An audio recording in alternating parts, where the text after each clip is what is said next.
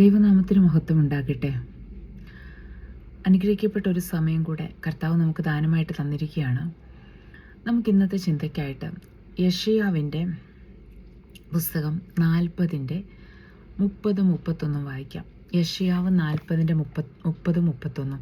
അവിടെ ഇങ്ങനെ പറയുന്നത്: ബാല്യക്കാർ ക്ഷീണിച്ച് തളർന്നു പോകും, യൗവനക്കാരും ഇടറി വീഴും. അപ്പോൾ ബാല്യവും യൗവനവും എന്നൊക്കെ പറയുമ്പോൾ ഒരു മനുഷ്യൻ്റെ ജീവിതത്തിലെ നല്ല ചില ടൈമുകളാണ്. പക്ഷേ ഈ ബാല്യക്കാരെന്ത് പറ്റുകയാണ്? ക്ഷീണിച്ച് തളർന്നു പോവുകയാണ്. യൗവനക്കാരെന്ന് പറഞ്ഞാൽ ശക്തിയോടെ ഇരിക്കേണ്ട ഒരു കാലഘട്ടത്തിലുള്ള ആളുകൾ ക്ഷീണിച്ച് തളർന്നും ഇടറിയും പോകുന്നൊരനുഭവം ഉണ്ടാകാം. പക്ഷേ 31-ാമത്തെ വചനത്തിൽ പറയുക, യഹോവയെ കാത്തിരിക്കുന്നവർ ശക്തിയെ പുതുക്കും.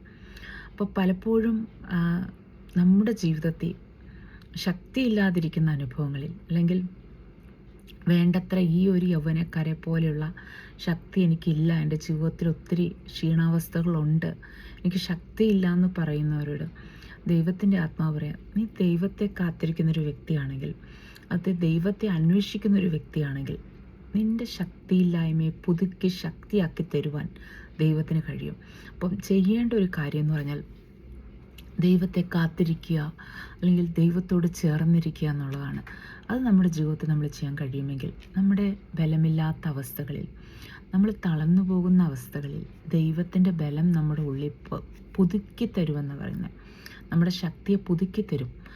പുതുക്കി തരിക മാത്രമല്ല, അവർ കഴുകന്മാരെ പോലെ ചിറകടിച്ചുയരും. നമുക്കറിയാം, കഴുകന്മാർ ഉയരത്തിലേക്ക് പറന്നു പോകുന്നതായിട്ട് നമുക്കറിയാം. അപ്പോൾ ചിറകടിച്ച് ഉയരത്തിലേക്ക് പറന്നു പോകുന്ന കഴുകന്മാർക്ക് തുല്യമായി നമ്മെ തീർക്കുമെന്നും വചനം പറയുന്നു. അപ്പം നമ്മുടെ ജീവിതത്തിൽ നമ്മൾ ദൈവമേ, മറ്റുള്ളവരെ പോലെ എനിക്ക് ശക്തിയില്ല, അല്ലെങ്കിൽ എനിക്ക് ആരോഗ്യമില്ല, ബലമില്ല, ഞാൻ ക്ഷീണിച്ചിരിക്കുന്നു എന്ന് പറഞ്ഞ് വിഷമിച്ചിരിക്കുമ്പോഴും ഈ വചനം നമ്മൾ ഏറ്റെടുക്കാം. ഇത് ദൈവം നമ്മളോട് സംസാരിക്കുന്നൊരു വചനമാണ്. എന്താണ്? യൗവനക്കാരും ബാല്യക്കാരും ഇടറി വീണാലും നമ്മുടെ ശക്തിയെ പുതുക്കുന്നൊരു ദൈവം, നമ്മളെ ശക്തിയോടെ മുന്നോട്ട് നടത്തുന്നൊരു ദൈവമുണ്ടെന്ന്.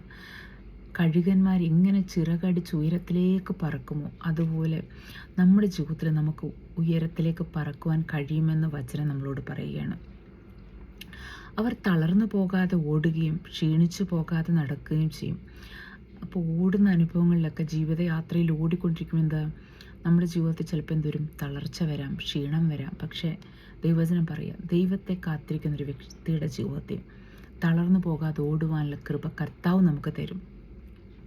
ക്ഷീണിച്ചു പോകാതെ നടന്ന് കാര്യങ്ങളെ നേരിടുവാൻ ദൈവത്തിൻ്റെ ശക്തി എന്താണ്? നമ്മളിൽ പുതുക്കിത്തരും. അപ്പം നമ്മൾ ഇന്ന് ആരെങ്കിലും ഇങ്ങനെ വചനം കേട്ടുകൊണ്ടിരിക്കുന്ന ആരെങ്കിലും എനിക്ക് ശക്തിയില്ല, എനിക്ക് ബലമില്ല എന്ന് പറഞ്ഞ് നിരാശപ്പെട്ടും വിഷമിച്ചിരിക്കുവാണെങ്കിൽ ഈ വചനം നമ്മൾക്ക് ഏറ്റെടുക്കാം.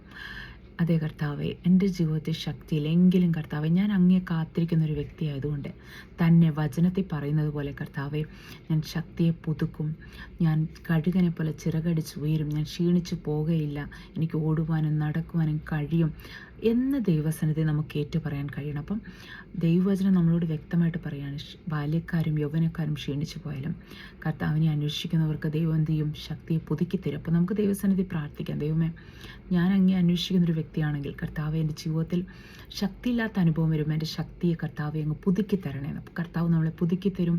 കഴുകന്മാരെ പോലെ നമുക്ക് ചിറകടിച്ചു വരാൻ കഴിയും. ഈ വചനങ്ങളെ ദൈവം നിങ്ങളെ അനുഗ്രഹിക്കട്ടെ. ആമേൻ.